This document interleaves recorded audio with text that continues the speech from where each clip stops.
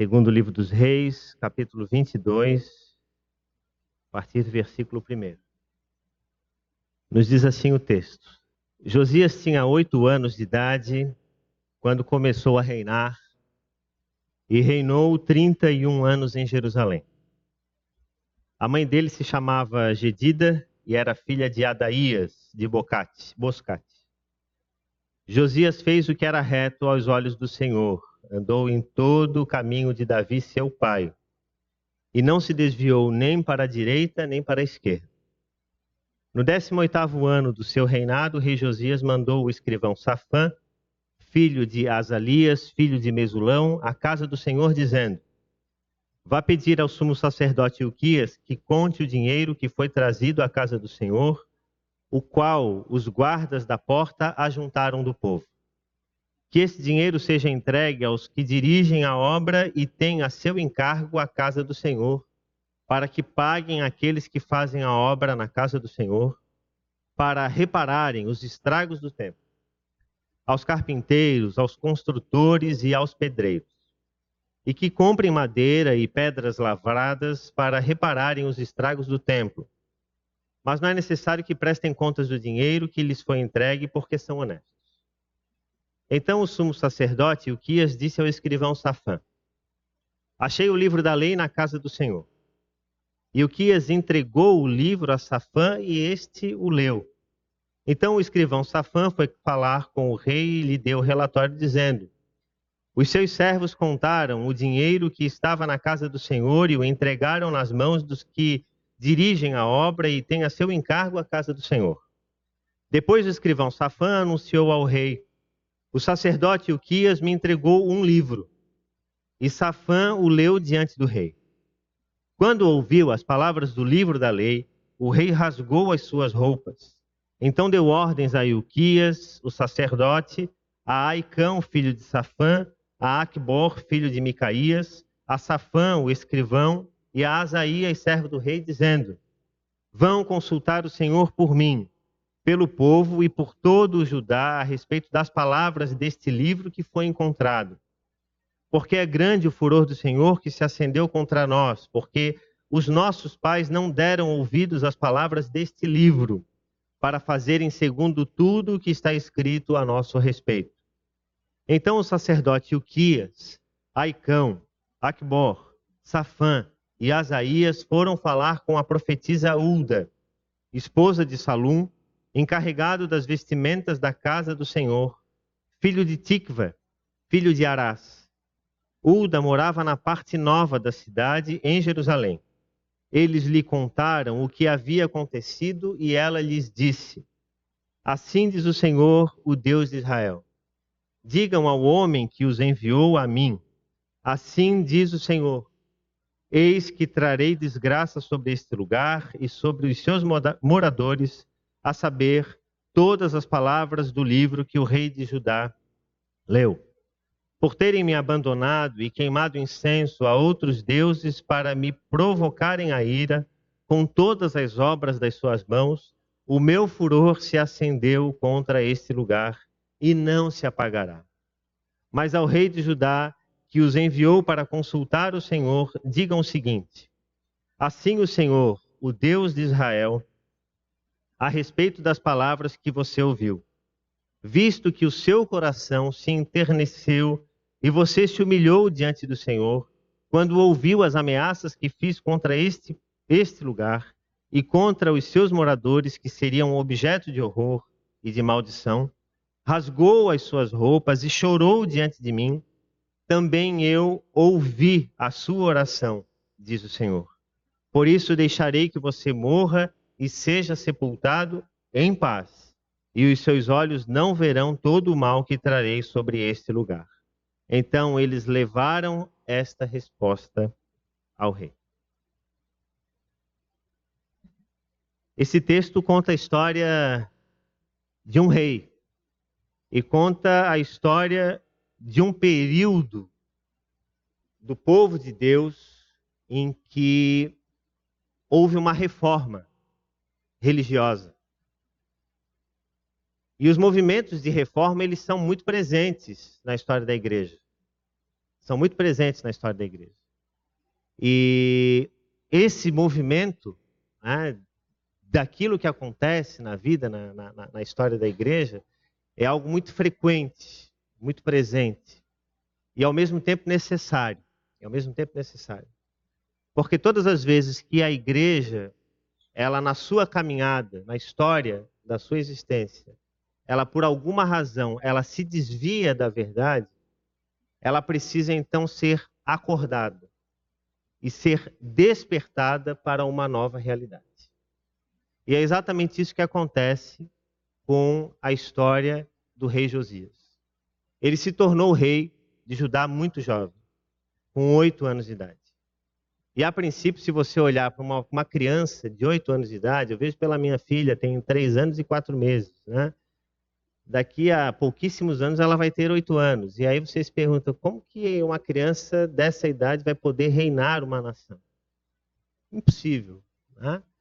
Mas a grande reforma que Josias empreendeu na nação, ela só vai acontecer anos depois, quando Josias então vai completar 18 anos, 26 anos, melhor dizendo, 18 anos depois.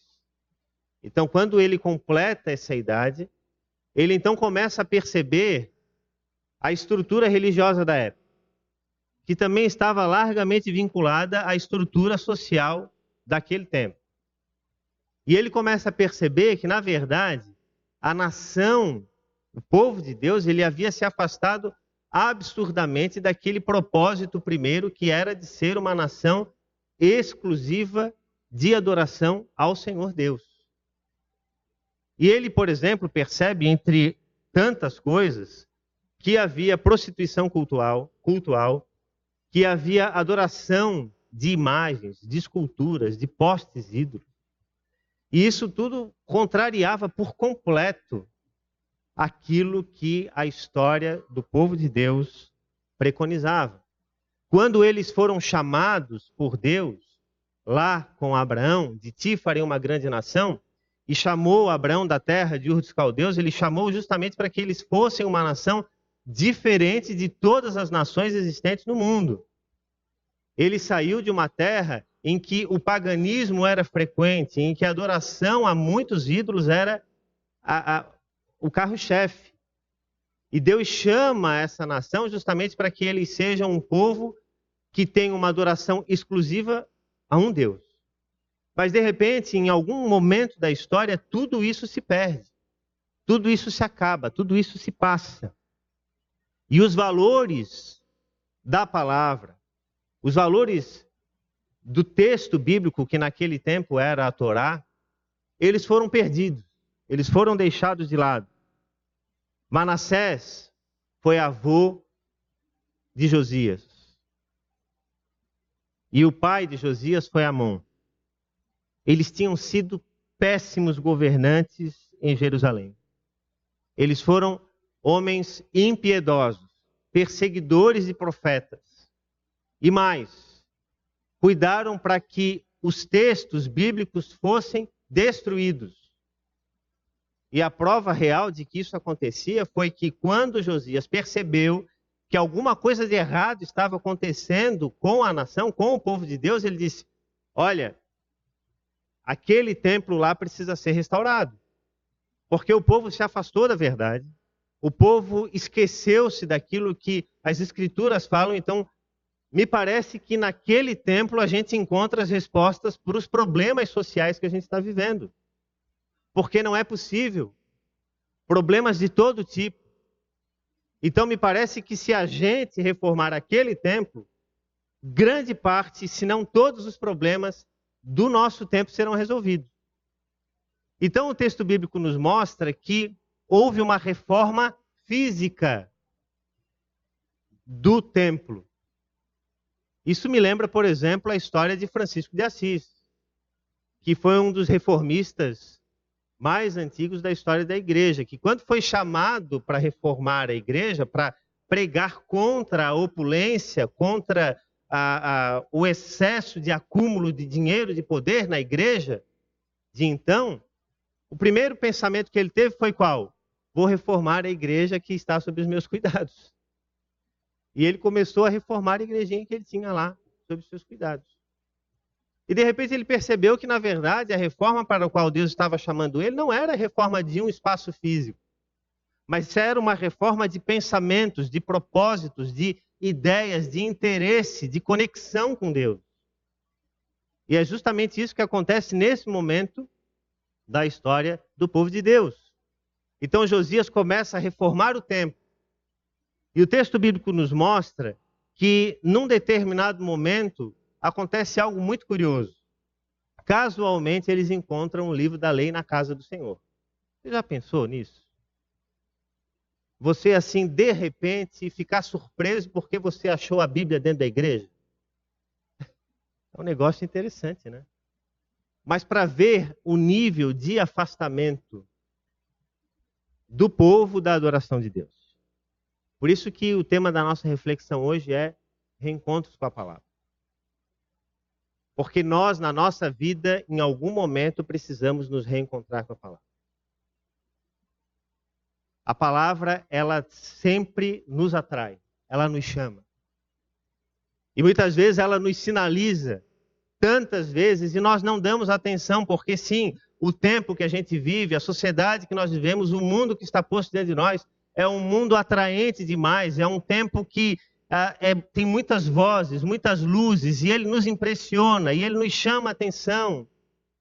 E ele tira os nossos olhos daquilo que é essencial, daquilo que vem de dentro, daquilo que é plantado pelo Senhor e pelo Espírito no nosso coração. E nós nos ocupamos em construir coisas, em edificar coisas, em acumular coisas. E nos esquecemos que a nossa vida ela é tão breve, tão curta, tão fugidia, tão fugaz. Nós nos esquecemos que nós somos como uma neblina, como diz Tiago.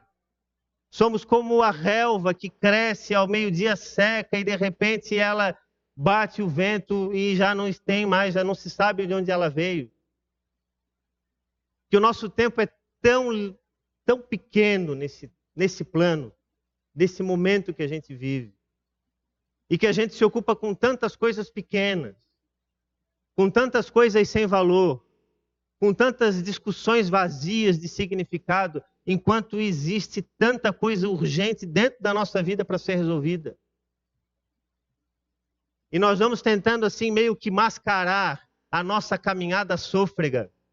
E nós vamos mancando no decurso da história, acreditando que em alguns momentos a gente consegue maquiar com uma pequena viagem, com a compra de um bem, com a aquisição de um carro, com a compra de um móvel para dentro da nossa casa, com uma compra de uma roupa, pela mudança do visual. E nós vamos chutando lata, assim, a nossa vida, acreditando que de alguma forma nós vamos consertando a nossa vida, e quando na verdade nós estamos apenas postergando uma reforma que precisa acontecer dentro da nossa existência, dentro do nosso coração, no cerne da nossa alma.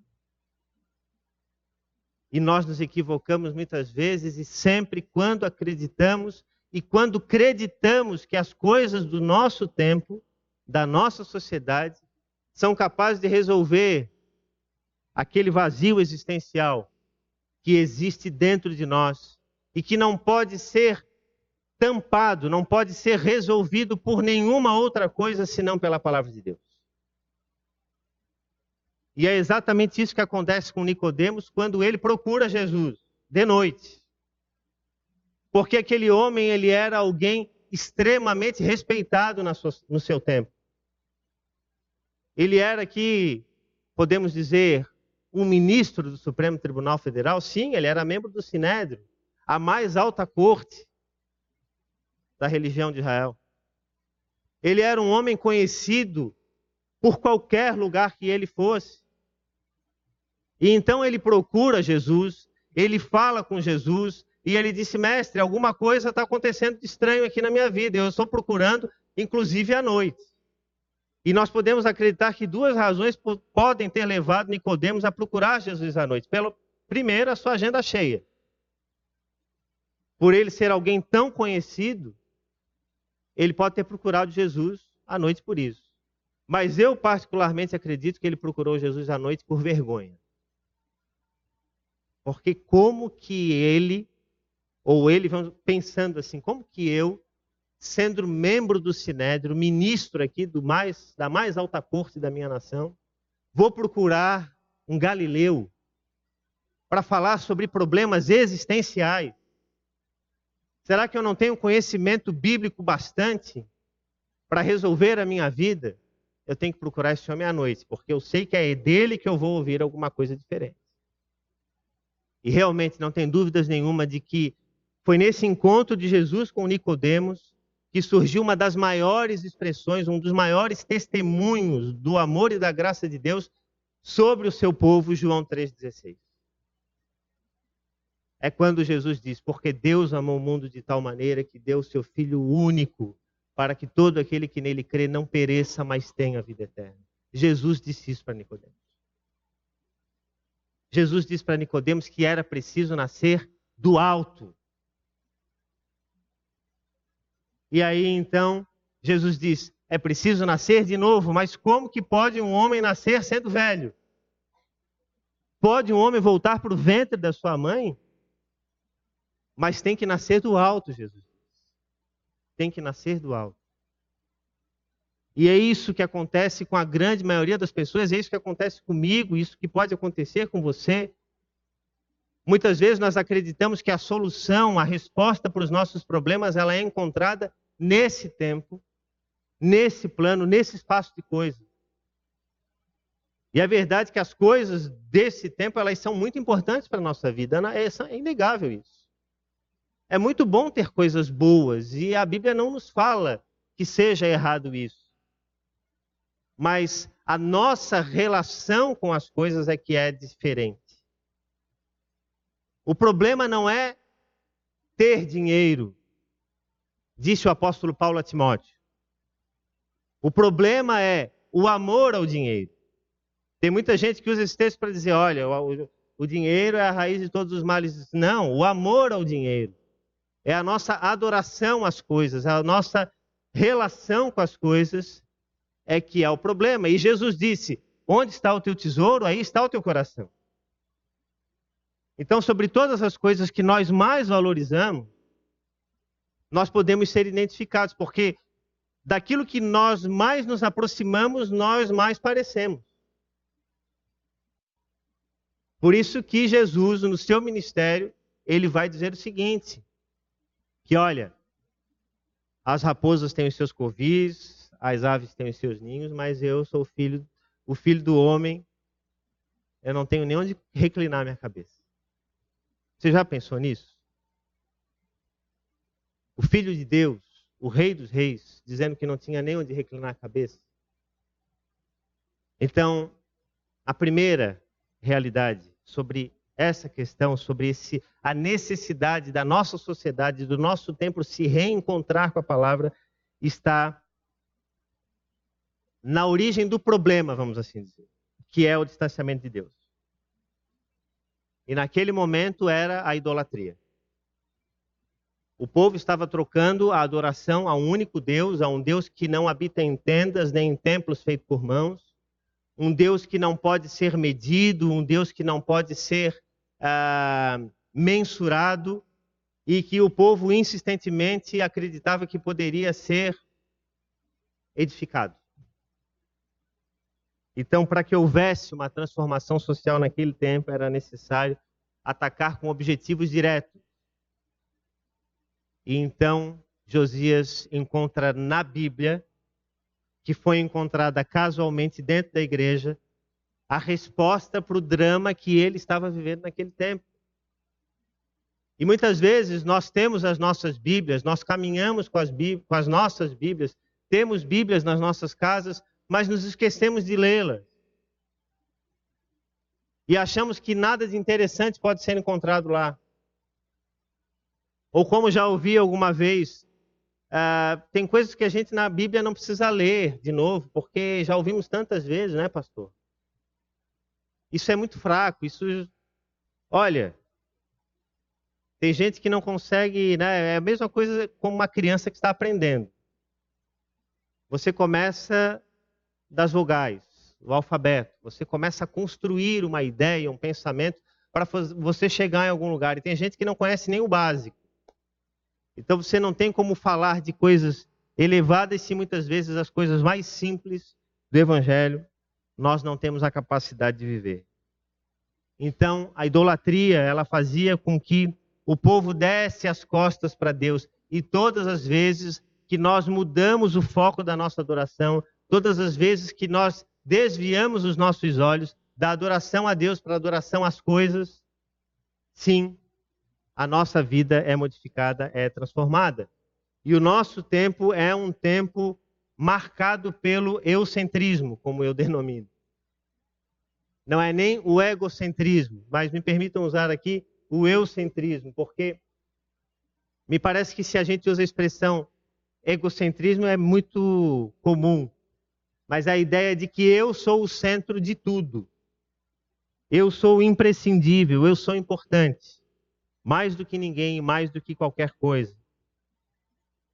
Então, enquanto muitas comunidades, muitas igrejas espalhadas pelo mundo engrossam as suas fileiras com discursos que atendem apenas a objetivos imediatistas e materialistas do Evangelho, o Evangelho nos convida a viver uma vida simples, uma vida de perdão, uma vida de graça, uma vida de amor, uma vida de misericórdia, uma vida de caminhar milhas, uma vida de perdoar 70 vezes 7. Esse é o convite que o Evangelho nos faz. Então, se as coisas vão mal na nossa vida, a resposta pode ser encontrada justamente nesse fato. O quanto Deus está distante da sua vida. Para muita gente não basta apenas estar distante de Deus, mas precisa marcar esse distanciamento. E Jesus ensinou aos seus discípulos, orem assim, venha o teu reino e seja feita a tua vontade. E muita gente tem mudado a oração que Jesus ensinou dizendo o seguinte, seja feita a minha vontade somente na terra, porque o céu não me interessa. Então, a realidade do nosso tempo é uma realidade que apenas se preocupa com o imediatismo, com o aqui, com o agora, com amanhã, a minha agenda. Como está a minha agenda amanhã? E você, de repente, nem sabe se vai acordar amanhã. Nem eu sei. Porque nós somos como uma nuvem. Então, nós precisamos, sim, orar dizendo, Senhor, que a tua vontade seja feita na nossa vida. E olha, é difícil orar assim. Teve um período da minha vida que eu ficava me perguntando, poxa, mas se eu orar assim, significa que eu estou entregando totalmente a minha vida para Deus. E parece que existem algumas coisas que a gente pode fazer, né? E faz sim. A providência de Deus não exclui a responsabilidade humana. Mas tudo aquilo que a gente faz tem que ter a presença de Deus. Por isso que Jesus fala que a oração ela tem que ser um estilo de vida. E eu gosto muito de uma frase que eu já citei aqui outras vezes, do autor chamado Dallas Willard, que ele diz o seguinte, que a oração é uma conversa com Deus sobre aquilo que nós estamos fazendo juntos. Então não adianta apenas nós orarmos insistentemente, se nós não convidamos para que o Senhor faça efetivamente parte da nossa vida. Então nós não podemos excluir Deus da nossa vida. Essa semana eu estava pensando e escrevi sobre isso e disse que, e pensando, refleti, né, que eu me espanto com essa gente tão preocupada com a eternidade. Eu ando pelas ruas assim, e às vezes também percebo alguns grupos, muito preocupados com a eternidade. A gente nos cantos, tentando enfileirar, né, os seus participantes, ou agrupar gente, ou falando, como muitos grupos fazem, apenas da vida futura, de quando for para a eternidade. E a gente não deve nem viver com os pés totalmente no tempo presente, nem na eternidade. Mas a gente deve viver com a consciência no tempo presente de que nós somos eternos. E de que, portanto, nós temos que começar a viver bem aqui e agora. Mas não bem na perspectiva da sociedade. Da maneira como a sociedade acredita que é. Mas da maneira como o Evangelho nos apresenta. Então, viver bem significa que você compreende o lugar para onde você vai e o lugar de onde você veio. E no meio desse caminho é a nossa existência, é o hoje. Então nós devemos viver bem no dia de hoje.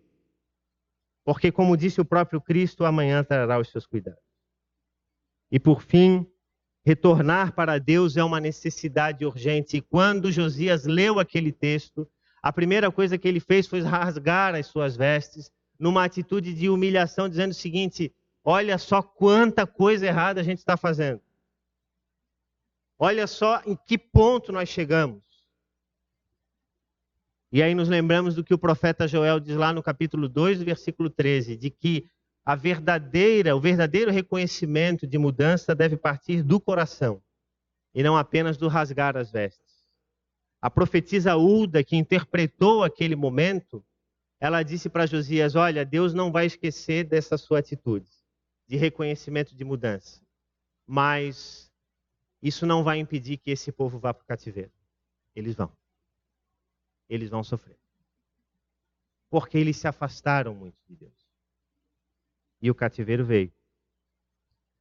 Por fim, Josias morreu numa batalha com o faraó Neco.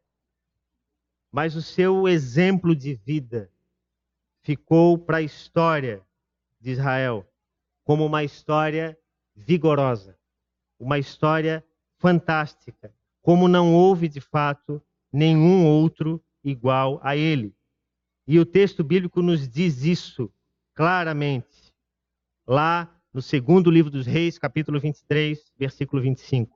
Antes dele não houve rei que lhe fosse semelhante, que se convertesse ao Senhor de todo o seu coração, de toda a sua alma e com todas as suas forças, segundo toda a lei de Moisés. E depois dele nunca se levantou outro igual.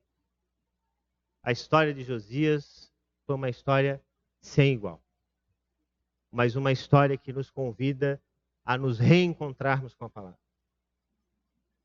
Será que não é o dia de você se reencontrar com a palavra? Como que tem sido a sua vida? O que tem sido principal na sua existência? O texto deixa-nos muito claro que nós precisamos buscar ao Senhor em todos os momentos da nossa vida. E para aqueles que têm caminhado com Cristo, nós precisamos nos reencontrar todos os dias. Todo dia é um reencontro com a palavra, para que a gente possa viver segundo a graça e a misericórdia de Deus. Que Deus nos abençoe. Amém.